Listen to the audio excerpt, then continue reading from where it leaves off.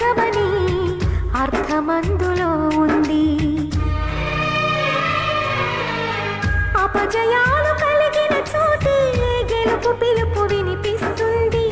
ఆకులన్నీ రాలిన చోటే కొత్త చిగురు కనిపిస్తుంది.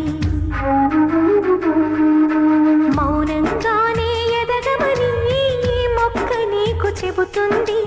ఎదిగిన కొద్దీ ఒదగమని అర్థమందులో ఉంది. అపజయాలు కలిగిన చోటే గెలుపు పిలుపు వినిపిస్తుంది.